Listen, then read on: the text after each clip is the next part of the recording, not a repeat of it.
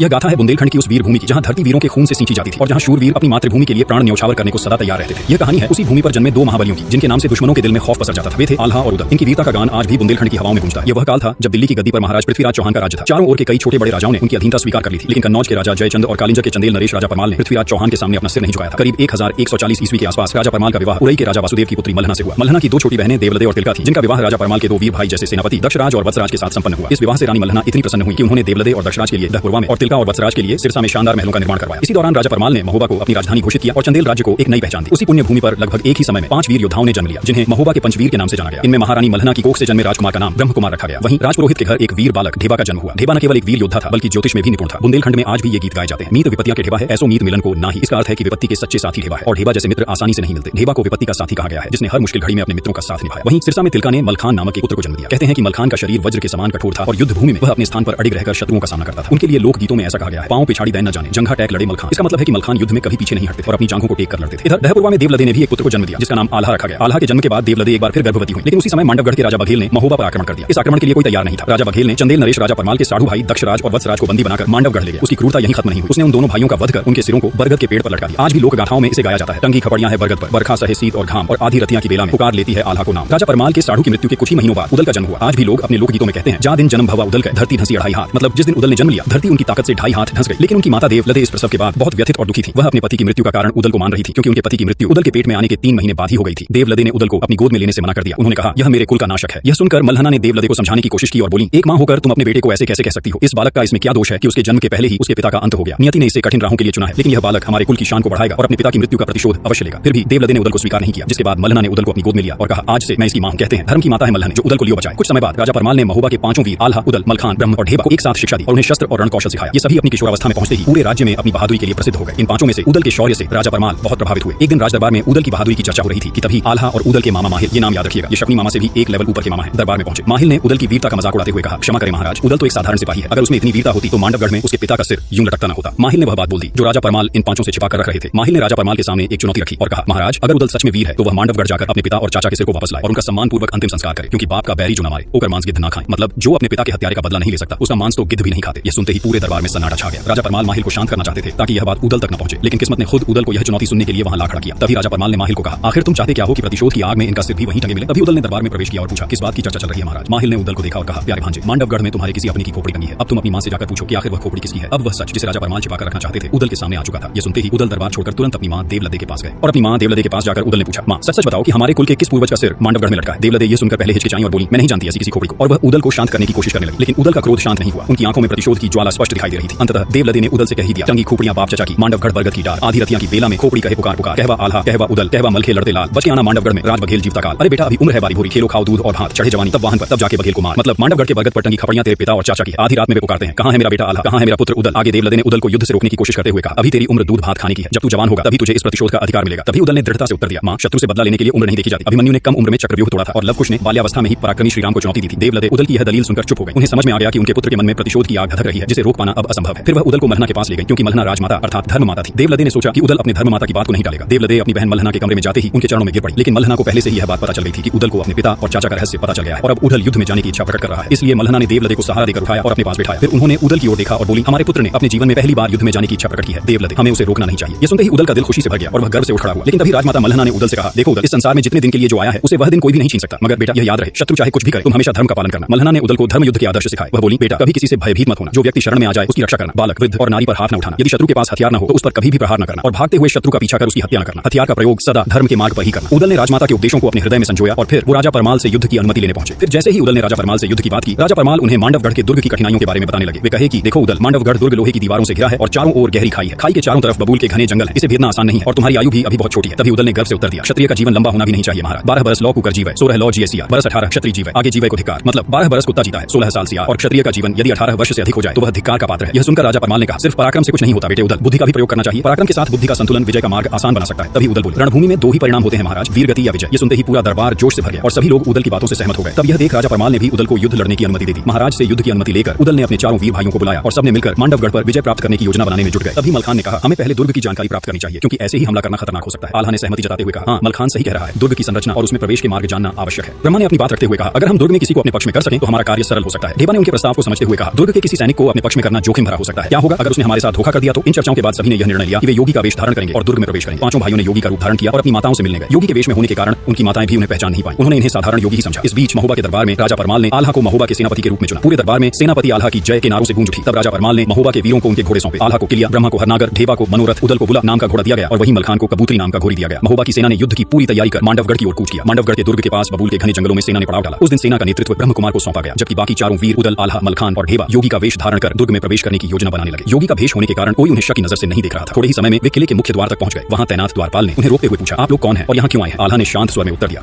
हम हिमालय से सन्यासी हैं और दक्षिण के हिंद महासागर तक की यात्रा कर रहे हैं। राह में आपका नगर आ गया तो हमने सोचा कि इस पवित्र स्थान में रुककर थोड़ा विश्राम कर लें। द्वारपाल ने संदेह भरी नजरों से चारों की ओर देखा और पूछा, यहाँ कितने दिनों तक रुकने का इरादा है? तभी मलखान मुस्कुराए और बोले, यदि सन्यासी को यह पता होता कि वह कितने दिन रुकेगा तो फिर वह सन्यासी कैसे होता? हमारा मन होगा तो महीनों ठहरेंगे, नहीं तो क्षण भर में आगे बढ़ जाएंगे। द्वारपाल ने उनकी बात पर विश्वास करते हुए उन्हें नगर में प्रवेश करने दिया। किले के अंदर प्रवेश करते ही उदल की दृष्टि वट वृक्ष पर पड़ी, जहां दो कटे हुए सिर टंगे हुए थे। वे दक्षराज और वत्सराज के सिर थे। यह दृश्य देख उदल का मन व्याकुल हो उठा। द्वारपाल उसकी व्याकुलता को पहचानते हुए बोला, अरे छोटे बाबा जी, इन खोपड़ियों को देखकर विचलित मत होइए। हमारे नगर में और भी सुंदर दृश्य है, आप उनका आनंद लीजिए। आल्हा ने स्थिति को संभालते हुए कहा, स्वामी उदल, एक सन्यासी को इस प्रकार की घटनाओं से विचलित नहीं होना चाहिए। मृत्यु तो जीवन का अंतिम सत्य है। उन्होंने उदल को शांत किया और कहा, धैर्य रखो भाई, समय आने पर हर प्रश्न का उत्तर मिलेगा। तब उदल ने स्वयं को संभाला और फिर चारों आगे बढ़ गए। चारों वीर फिर अपनी योजना के अनुसार किले के भीतर बढ़े। किले में प्रवेश करने के बाद वे सभी योगी के वेश में रानी कुशला के कक्ष में पहुंचे। रानी कुशला ने उनका आदर सत्कार किया और उनसे भजन प्रस्तुत करने का अनुरोध किया। आल्हा ने अपनी ढलियां उठाई, मलखान ने मृदंग, ढेबा ने बांसुरी और उदल ने अपने मधुर स्वर में गायन आरंभ किया। उनके दिव्य संगीत से समा बंध गया। रानी कुशला उनके भजन में इतनी खो गई कि जैसे समय थम सा गया हो। उनकी आंखों में योगियों के प्रति आदर झलकने लगा। भजन समाप्त होते ही रानी कुशला ने उन्हें मोतियों से भरी एक थाली भेंट में दी। आल्हा ने थाली में पड़े मोतियों को उत्सुकता से देखते हुए कहा, माता, ये किस वृक्ष के पुष्प हैं? कितने अद्भुत हैं। रानी कुशला मुस्कुराई और बोली, स्वामी जी, यह मोती हैं जो सागर में पाए जाते हैं। ये अनमोल हैं, ये हमारे राजमहल की शोभा बढ़ाते हैं। तब आल्हा ने विनम्रता से उत्तर दिया, माता, हम सन्यासियों का जीवन साधना और भजन का है, मोतियों से हमारा क्या प्रयोजन? इन्हें आप ही रख लें। हमारा धन तो बस भगवान का नाम और लोगों का प्रेम है। रानी कुशला योगियों की इस सरलता और त्याग से अत्यधिक प्रभावित हुई। उनकी आंखों में आदर और श्रद्धा झलकने लगी। वह बोली, हमारे राजमहल में कई संत महात्मा आते हैं, किंतु आप लोगों से मिलकर ऐसा लगा जैसे सच्चे योगियों का दर्शन हो गया है। बताइए और क्या सेवा कर सकती हूँ? आल्हा ने विनम्रता से निवेदन किया, माता, आपका आतिथ्य और सम्मान अपार है। यदि आप अनुमति दें तो हम दुर्ग की परिक्रमा करना चाहेंगे। यहाँ का इतिहास और भव्यता हमारी साधना को और प्रेरणा देगा। रानी कुशला ने तुरंत अपनी पुत्री विजयसेना को बुलाया और आदेश दिया, पुत्री, इन महान संतों को पूरे दुर्ग का भ्रमण कराओ और इन्हें यहाँ की हर विशेषता दिखाओ। इस प्रकार वीरों ने मांडवगढ़ दुर्ग में प्रवेश करने की पहली जीत प्राप्त की। रानी कुशला का आदेश मानते हुए विजयसेना योगियों को दुर्ग दिखाने निकल पड़ी। विजयसेना बड़ी सावधानी से उन्हें दुर्ग का प्रत्येक कोना दिखा रही थी, लेकिन जैसे ही वे दुर्ग की गुप्त सुरंग के पास पहुंची, राजकुमारी के मन में द्वंद्व उत्पन्न हो गया। वह सोचने लगी, क्या इन योगियों को सुरंग दिखाना ठीक होगा? एक तरफ उनकी मां का आदेश था कि दुर्ग की पूरी परिक्रमा कराई जाए, तो दूसरी तरफ राज्य की सुरक्षा का प्रश्न था। वह उदल के नजदीक ही चल रही थी। जैसे ही वह यह सोच रही थी कि क्या करें, तभी पास चलते हुए उदल ने राजकुमारी के चेहरे के भाव पढ़ लिए। वह समझ गए कि राजकुमारी कुछ छिपा रही है। तभी उदल ने दृढ़ स्वर में कहा, अलख निरंजन, हमें झांत हो रहा है कि आप हमसे कुछ छिपा रही हैं। राजकुमारी, आपकी माता का आदेश है कि आप हमें पूरा दुर्ग का भ्रमण करवाएं। यदि आप हमें पूरा दुर्ग नहीं दिखाएंगी तो यह आपके राजपरिवार के लिए उचित नहीं होगा। हम सन्यासी हैं, हम श्राप दे देंगे। तब राजकुमारी विजयसेना क्रोध में बोली, तुम सन्यासी नहीं, तुम सब पाखंडी हो, भोगी हो। तुम सिर्फ राजमाता को ही अपने इस योगी भेष से बेवकूफ बना सकते हो, मुझे नहीं। मैं जानती हूं तुम कौन हो, तुम महोबा के वीर उदल हो। राजकुमारी की यह बात सुनकर सभी हैरान रह गए, मानो उनके पैरों तले से जमीन खिसक गई। तभी उदल ने भी चकित होकर पूछा, राजकुमारी, आपने मुझे कैसे पहचाना? तब राजकुमारी विजयसेना ने कहा, याद करो, जब तुम सिरोंज के महाराज की बेटी के विवाह के समय बारातियों में शामिल थे, तुम्हारी वीरता की कहानियां उस समय प्रसिद्ध हो चुकी थी। तुम केसरिया वस्त्र धारण किए हुए बेदला घोड़े पर सवार होकर आगे बढ़ रहे थे। तभी मेरी सहेलियों ने मुझे बताया था कि तुम महोबा के वीर उदल हो। फिर विजयसेना ने गंभीर स्वर में कहा, लेकिन मुझे यह समझ नहीं आता कि इतने बड़े महान योद्धा को कायरता का यह नाटक क्यों करना पड़ रहा है। ये कहते ही विजयसेना ने अपनी प्रचंड तलवार निकाल ली। तभी उदल ने शांत स्वर में कहा, राजकुमारी, यह कायरता नहीं है। आपके पिता ने छल से हमारे पिता और चाचा की हत्या की और उनकी खोपड़ियां इस दुर्ग के वटवृक्ष में टांग दी। जब तक हम उनका प्रतिशोध नहीं लेंगे, न हमारी आत्मा को शांति मिलेगी, न उनकी आत्मा को। आप चाहें तो यह बात अपने पिता को जाकर बता सकती हैं। हम भागने वाले नहीं हैं, लेकिन प्रतिशोध जरूर लेंगे। तब राजकुमारी विजयसेना ने दृढ़ता से उत्तर दिया, यह सही है कि मेरे पिता ने अधर्म किया, परंतु मैं इसे स्वीकार नहीं कर सकती कि तुम छल का सहारा लो। ये कहते हुए राजकुमारी ने उदल के सामने तलवार खींच दी। वह पूरी ताकत से उदल पर वार कर रही थी, लेकिन उदल सिर्फ बचाव कर रहे थे, क्योंकि राजमाता मल्हना ने उन्हें आदेश दिया था कि स्त्री पर कभी शस्त्र नहीं उठाना। उदल केवल अपनी तलवार से वार रोक रहे थे, लेकिन राजकुमारी पूरी ताकत से प्रहार कर रही थी। यह देख आल्हा, मलखान और ढेबा सभी बेबाक रह गए। थोड़ी देर बाद राजकुमारी थककर बेहोश हो गई। तब सभी ने राजकुमारी के मुंह पर पानी के छींटे मारे। जब वह होश में आई तो उसका अभिमान समाप्त हो चुका था। उसने कहा, उदल, तुम्हारे बारे में जो सुना था, तुम उससे कहीं अधिक वीर और धर्मप्रिय हो। तुम्हारी वीरता को प्रणाम। मैं स्वीकार करती हूं कि मेरे पिता ने तुम्हारे पिता के साथ अधर्म किया था, इसलिए मैं भी अब इस युद्ध में तुम्हारा साथ दूंगी। फिर उसने आगे कहा, यह जो दीवार है, इसके पीछे एक गुप्त सुरंग है। यह सुरंग यहाँ से निकलकर बबूरी वन में जाती है। यह दुर्ग इतना सुरक्षित है कि किसी और मार्ग से यहाँ प्रवेश करना लगभग असंभव है, लेकिन इस सुरंग का दूसरा मुंह बबूरी वन में खुलता है, जहाँ से तुम लोग दुर्ग में प्रवेश कर सकते हो। यह रहस्य जानते ही महोबा की सेना सुबह तड़के ही मांडवगढ़ पर आक्रमण कर। यह खबर जैसे ही मांडवगढ़ पहुंची, वहाँ हड़कंप मच गया। राजा बघेल राज जंबे ने अपने दो शूरवीर पुत्रों रायकरंगा और सूरज को बुलाया। वे दोनों अपने समय के सबसे बहादुर योद्धाओं में गिने जाते थे। अपने पुत्रों के सामने राजा ने कहा, अब दुर्ग की रक्षा का भार तुम दोनों पर है। मैं जानता हूं तुम दोनों इस युद्ध को जीतकर हमारे राज्य का सम्मान बनाए रखोगे। तब रायकरंगा और सूरज ने अपने पिता को आश्वासन दिया, पिताजी, हम आपकी आशा को कभी टूटने नहीं देंगे। मांडवगढ़ का किला सुरक्षित रहेगा, चाहे इसके लिए हमें अपने प्राणों की आहुति ही क्यों न देनी पड़े। उधर महोबा की सेना के सेनापति आल्हा ने अपनी सेना को संगठित किया। उन्होंने पंचव्यूह नामक एक विशेष रणनीति बनाई, जिसमें सबसे आगे की सेना का नेतृत्व आल्हा स्वयं कर रहे थे। बाएं छोर की सेना की कमांड ढेबा के हाथों में थी और पीछे के हिस्से की जिम्मेदारी मलखान पर थी। व्यूह के मध्य में ब्रह्मा घोड़े पर सवार होकर संचालन कर रहे थे। जैसे ही दोनों सेनाएं मांडवगढ़ के दुर्ग के पास पहुंची, रायकरंगा ने आल्हा को ललकारा। उसने कहा, आल्हा, तुम्हारी औकात नहीं है मुझसे लड़ने की। तुम्हारा भी वही हाल होगा जो तुम्हारे पिता और चाचा का हुआ था। जिस पेड़ पर उनकी खोपड़ी टंगी है, वहीं तुम्हारी खोपड़ी भी टांगी जाएगी। इस पर आल्हा ने गरजते हुए जवाब दिया, रायकरंगा, मेरे पिता और चाचा को अधर्म के युद्ध में मारकर तुम्हारे पिता ने अन्याय किया था। अगर आज तुम अपने पिता का सिर मेरे सामने रख दो तो मैं तुम्हारी जान बख्श दूंगा, अन्यथा युद्ध भूमि में आज मरने के लिए तैयार हो जाओ। इसके बाद युद्ध शुरू हो गया। तलवारें टकराने लगी, घोड़ों की टापों से धरती गूंज उठी और दोनों सेनाओं के योद्धा एक दूसरे पर टूट पड़े। रायकरंगा ने चालाकी से आल्हा की आंखों में धूल झोंककर हमला करने की कोशिश की, लेकिन आल्हा की सतर्कता के सामने उसकी यह चाल विफल रही। इसके बाद रायकरंगा ने आगे बढ़कर उदल पर भाला फेंका। भाला उदल को चीर देता। अगर उदल का घोड़ा बैदुल उस समय अपनी चाल नहीं बदलता, भाला उदल के पास से गुजरता हुआ धरती में धंस गया। आज भी लोकगीतों में कहा जाता है, गज भर धरती चीरत फारत, भाला धरती गया समय। धन्य धन्य है घोड़ बैदुला जो स्वामी को लियो बचाए। इस घटना से रायकरंगा अचंभित हो गया। वह क्रोध के मारे लाल हो गया और तलवार लेकर उदल पर टूट पड़ा। इसके बाद उदल रायकरंगा पर गरजते हुए टूट पड़ा। उदल बोले कि पहली वाणी में बोलत नहीं, दूजी में नहीं करते रहा और तीसरी वाणी में छोड़त नहीं। मुंह में ठूंस देई तलवार। उदल ने अपनी तलवार से पहला वार किया और रायकरंगा पहले ही वार में घायल होकर गिर पड़ा। वह घायल अवस्था में युद्ध भूमि छोड़कर भागने लगा। इस इस घटना से मांडवगढ़ की सेना का मनोबल टूटने लगा। तभी रायकरंगा के छोटे भाई सूरज ने सेना की बागडोर संभाली और आल्हा को ललकारते हुए कहा, आल्हा, इतने सैनिकों की जान गंवाने से क्या फायदा, आओ हम दोनों द्वंद्व युद्ध करें, इस युद्ध का फैसला हमारी ही लड़ाई से हो जाएगा। तभी आल्हा ने जवाब दिया, अगर मैं तुमसे लड़ूंगा तो दुनिया कहेगी कि आल्हा ने एक बच्चे को हराया, तुम्हारे लिए तो मेरा भाई उदल ही काफी है। आल्हा के आदेश पर उदल सूरज से द्वंद्व युद्ध के लिए तैयार हो गया। दोनों ने तलवारें निकाली और एक दूसरे पर जोरदार वार करने लगे। उनकी लड़ाई इतनी तीव्र थी कि तलवारों की टकराहट से आग की चिंगारियां निकल रही थी। दोनों वीर अपनी पूरी शक्ति और कौशल के साथ युद्ध कर रहे थे। यह घमासान लड़ाई शाम तक चलती रही। सूरज ढलने के बाद आल्हा ने युद्ध रोकने का आदेश दिया। उन्होंने कहा, युद्ध में वीरता महत्वपूर्ण है, लेकिन सूरज ढलने के बाद योद्धाओं का युद्ध धर्म के विरुद्ध है। तब दोनों सेनाएं अपने अपने शिविरों में लौट गईं। आज का युद्ध बिना किसी निर्णायक नतीजे के समाप्त हो गया। फिर अगले दिन सूरज की पहली किरण जैसे ही क्षितिज पर फैली, युद्ध का बिगुल फिर से बज उठा। मांडवगढ़ की विशाल सेना अपने सेनापति रायकरंगा के नेतृत्व में पूरी तरह तैयार थी। रायकरंगा पूरी तरह स्वस्थ हो चुका था और उसने सेना की बागडोर फिर से अपने हाथ में ले ली थी। दूसरी ओर महोबा के रणबांकुरे आल्हा, उदल, मलखान, ढेबा और ब्रह्मा पूरी वीरता के साथ अपने मोर्चे पर डटे थे। युद्ध आरंभ होते ही तलवारें म्यान से निकल पड़ी और दोनों सेनाओं ने गर्जना करते हुए एक दूसरे पर धावा बोल दिया। हर तरफ खून की धाराएं बहने लगी और भूमि रक्त से लाल हो गई। आज भी लोकगीतों में यह प्रसिद्ध है, भुजा बहादुर फड़कन लागे, नाचन लगे मुझ के बाल, कट कट मुंड गिरे खेतन में, उठ उठ रुंड करे तकरार। वीरता और बलिदान का नृत्य युद्ध भूमि पर अपने चरम पर था। योद्धाओं की भुजाएं तलवारें चलाते हुए थकने का नाम नहीं ले रही थी। दोनों सेनाओं के बीच लड़ाई जारी थी, लेकिन जीत किसी की ओर झुकती नहीं दिख रही थी। तब आल्हा ने उदल को रायकरंगा के सामने जाकर लड़ने का आदेश दिया। उदल ने जैसे ही रणभूमि में कदम बढ़ाया, रायकरंगा यह देख चकित रह गया, क्योंकि पिछले दिन वह उदल के एक ही वार से घायल होकर युद्ध मैदान छोड़कर भाग गया था। आज उसने अपनी तलवार खींचते हुए गरज कर कहा, आजा उदल, आज तेरा अंत निश्चित है। रायकरंगा अपनी तलवार के प्रहारों से उदल पर लगातार हमला करता रहा, लेकिन उदल उसकी हर चालाकी को समझ चुका था। वह रायकरंगा को किसी भी हाल में थका देना चाहता था। उदल उसकी हर चाल को बड़ी चतुराई से विफल करते हुए खुद को बचाता रहा। जैसे ही रायकरंगा धीमा पड़ने लगा, उदल ने अपनी तलवार से एक जोरदार वार किया और रायकरंगा का सिर उसके धड़ से अलग कर दिया। रायकरंगा की मृत्यु ने मांडवगढ़ की सेना का मनोबल तोड़ दिया। वे रणभूमि छोड़कर भागने लगे। सूरज ढलने को था, लेकिन उस दिन का निर्णायक पल शाम से पहले ही बीत चुका था। महोबा की सेना ने उस रात अपने विजय का जय घोष किया, लेकिन आल्हा और उदल से ईर्ष्या करने वाला उनका मामा माहिर युद्ध की झूठी खबरों के साथ राजा परमाल के दरबार में पहुंच गया। वहां उसने झूठी अफवाह फैला दी कि आल्हा और उदल युद्ध में मारे जा चुके हैं, उनके सिरों को काटकर फेंक दिया गया है। यह सुनते ही देवलदे और मल्हना शोक में डूब गए। पूरा महल शोकाकुल हो गया। तभी एक दूत महल में प्रवेश कर रायकरंगा का कटा हुआ सिर थाली में रखकर राजा परमाल के सामने प्रस्तुत किया। यह देखते ही माहिल का झूठ पकड़ा गया। तब माहिल डरकर महल से भाग गया। उसका षड्यंत्र एक बार फिर सफल नहीं हो पाया। इधर अगले ही दिन महोबा की सेना ने मांडवगढ़ के किले पर फिर से हमला कर दिया। उस दिन राजा जंबे ने अपने सेनापति सूरज को युद्ध में भेजा, लेकिन सूरज युद्ध की पहली घड़ी में ही मलखान के हाथों मारा गया। अब महोबा की सेना को रोकने वाला कोई नहीं था। तब महोबा की सेना ने किले को चारों तरफ से घेर लिया। यह खबर मिलते ही राजा जंबे भयभीत हो उठा। उसने सहजो जोगिन को बुलाया। सहजो जोगिन, जो काली शक्तियों की उपासक और तंत्र मंत्र की ज्ञानी थी, राजा जंबे के सामने उपस्थित हुई। राजा ने कहा, जोगिन, कुछ ऐसा करो कि यह युद्ध बिना मैं लड़े ही जीत जाऊं। सहजो ने राजा जंबे को आश्वासन दिया और बोली, महाराज, मेरी सिद्धियों के सामने कोई वीर टिक नहीं सकता, और यह तो केवल छोटे बालक हैं। ऐसा कहा जाता है कि सहजो ने अपनी तंत्र शक्तियों से उदल को भेड़ में बदल दिया और उसे गुरु झिलमिल की मढ़ी में बांध दिया। उदल के गायब होने पर आल्हा चिंतित हो गए। उन्होंने उसकी खोज में अपने लोगों को भेजा, लेकिन कोई भी उदल का पता नहीं लगा सका। तभी बाबा गोरखनाथ ने अपनी दिव्य दृष्टि से आल्हा को पूरी घटना के बारे में बताया। गुरु गोरखनाथ के कहने पर आल्हा ने मलखान और ब्रह्मा को गुरु झिलमिल की कुटिया में भेजा। दोनों ने वहां योगियों का भेष धारण किया और भजन गाना शुरू कर दिया। उनके मधुर स्वरों से प्रसन्न होकर गुरु झिलमिल ने कहा, वरदान मांगो वत्स। तभी ब्रह्मा ने निवेदन किया, गुरुदेव, सहजो जोगिन ने हमारे भाई उदल को भेड़ बना दिया है और उसे आपकी मढ़ी में बांध दिया है, कृपया उसे उसकी असली अवस्था में लौटा दें। गुरु झिलमिल ने हंसते हुए कहा, बस इतनी सी बात। फिर उन्होंने अपनी सिद्धियों का प्रयोग किया और उदल को फिर से मनुष्य बना दिया। अब उदल के लौटते ही महोबा की सेना ने मांडवगढ़ के किले पर जोरदार हमला कर दिया। किले का मुख्य द्वार तोड़ दिया गया। महोबा के रणबांकुरों ने दुर्ग के हर कोने में दुश्मन सेना का सफाया कर दिया, लेकिन जब वे महल के अंदर पहुंचे तो राजा जंबे कहीं दिखाई नहीं दिए।